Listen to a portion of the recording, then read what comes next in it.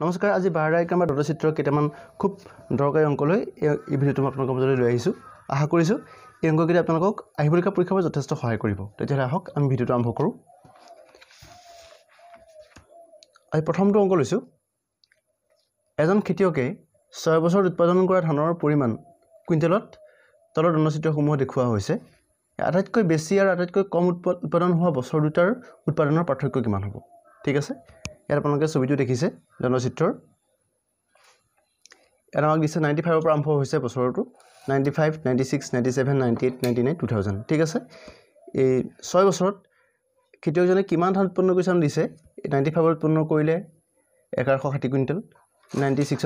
তেওঁ উৎপাদন কৰিলে 1367 কুইণ্টেল 97 ত উৎপাদন কৰিলে 1588 কুইণ্টেল 98 ত উৎপাদন কৰিছে 1976 কুইণ্টেল 99 ত উৎপাদন কৰিলে 1636 কুইণ্টেল আৰু 2000 চনত উৎপাদন কৰিলে 966 কুইণ্টেল এটা চাওক আমাক কৈছে যে আটাইতকৈ বেছি উৎপাদন হোৱা আৰু আটাইতকৈ কম উৎপন্ন হোৱা বছৰ দুটাৰ পাৰ্থক্য উলিয়াব লাগে নহয় জানো এটা চাওক আটাইতকৈ বেছি উৎপন্ন কৰিছে কেতিয়া 1998 ত হয় নহয় আৰু কমকৈ উৎপন্ন কৰিছে 2000 ত এটা কি কৰিম আমি 1998 ত উৎপন্ন কৰিলে সেইটো কিমান উৎপন্ন কৰিলে আটাইতকৈ বেছি উৎপন্ন কৰিছে 98 ত নহয় জানো আটাইতকৈ বেছি উৎপন্ন কৰিলে 98 ত 1976 কুইণ্টেল এটা আমি লিখিলোঁ এইটো 1976 কুইণ্টেল আৰু কম উৎপন্ন কৰিছে কেতিয়া 2000 ত নহয় জানো 966 মাইনাছ 966 কৰি দিওঁ কিমান হ'ব এটা বিয়োগ কৰিলে 6 পৰা 6 গ'লে 0 থাকিব 7 পৰা 6 গ'লে 1 থাকিব 9 পৰা 9 গ'লে 0 থাকিব 1 নাই ঠিক আছে তেতিয়া আমাৰ এটা অপচন কোনটো শুদ্ধ হ'ব আমাৰ অপচন শুদ্ধ হ'ব C2 এবাৰ মই দ্বিতীয় প্ৰশ্নটো লৈছোঁ 2005 আৰু 2006 চনৰ উৎপাদনৰ গড়ৰ সৈতে কোন দুটা বছৰ উৎপাদনৰ গড় সমান হ'ব আমাৰ ডটচিত্ৰত দিয়া আছে 2005 চন আৰু 2006 চনৰ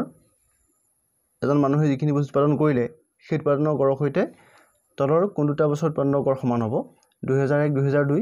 2003 2008 2007 2004 আৰু এটাও নহয় ঠিক আছে এটা অপচন দিয়া আছে আমাৰ এটা আমি ছবিটো চাই লওঁ এটা চাওক আমাক কৈছে ইয়াতে 2001 চনত 30 2002 ত 50 2003 35 2004 হৈ গ'ল 80 2005 ত 40 2006 ত 60 2007 ত 20 আৰু 2008 ত হৈ গ'ল 55 এটা আমাক কৈছে 2005 আৰু 2006 যিটো উৎপাদনৰ গড়টোৰ সৈতে বাকি কিটা বছৰ কাৰ গড় সমান হ'ব নহয় জানো এটা চাওক 2005 চনত উৎপন্ন হল কিমান 40 2005 ত উৎপন্ন হৈছে কিমান 40 আৰু 2006 ত কিমান উৎপন্ন হৈছে 60 নহয় জানো 2006 ত উৎপন্ন হ'ব 60 এটা গড়টো উলিয়ালে কিমান হ'ব তেতিয়া আমি যদি গড়টো উলিয়াই দিওঁ আমি যদি দুটা গড়টো উলিয়াই দিওঁ কিমান হ'ব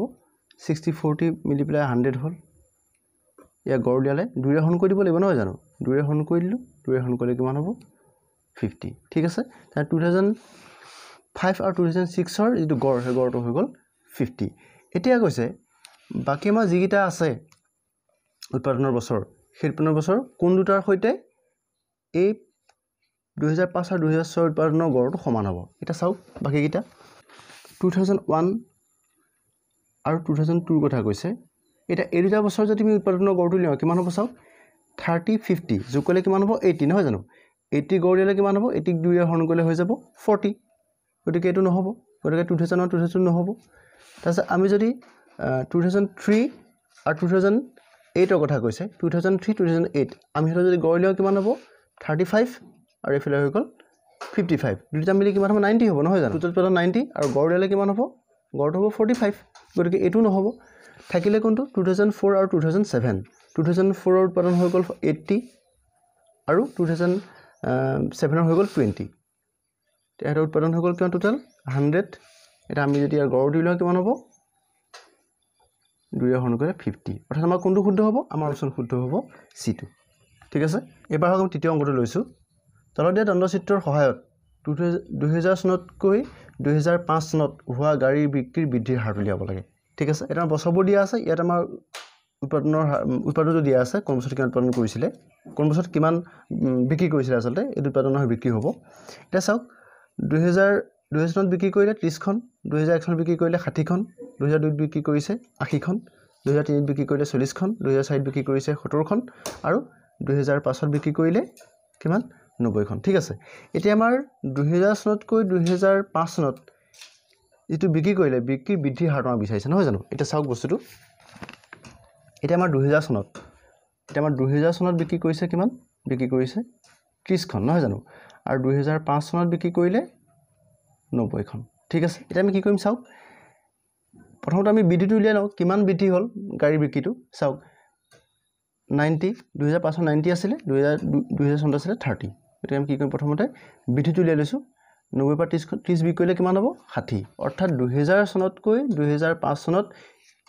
কিমানখন গাড়ী বেছি বিক্ৰী হৈছে 60খন গাড়ী বেছি বিক্ৰী হৈছে এটা আমি বৃদ্ধি হাৰটো উলিয়াব লাগে নহয় জানো চাওক এটা কি কৰিব হাৰটো উলিয়াবৰ কাৰণে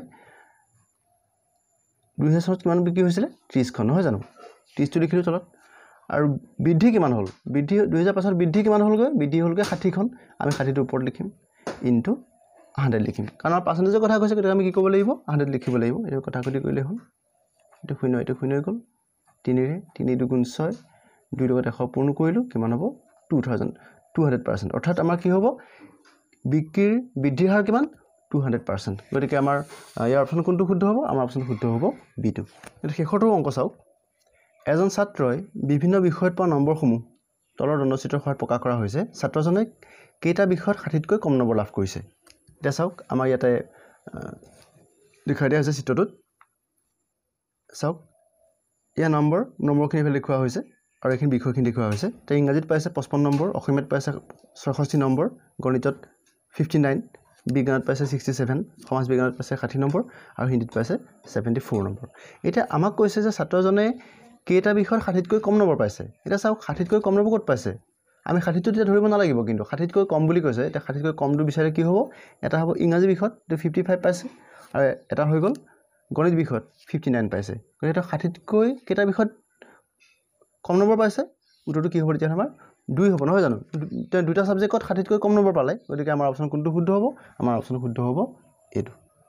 ঠিক আছে আশা কৰিছো আপোনালোকে অংকখিনি বুজি পাইছে আৰু এনেকুৱা ভিডিও পাই থাকিবৰ কাৰণে আপোনালোকে আমাৰ চেনেলটো চাই থাকিব ধন্যবাদ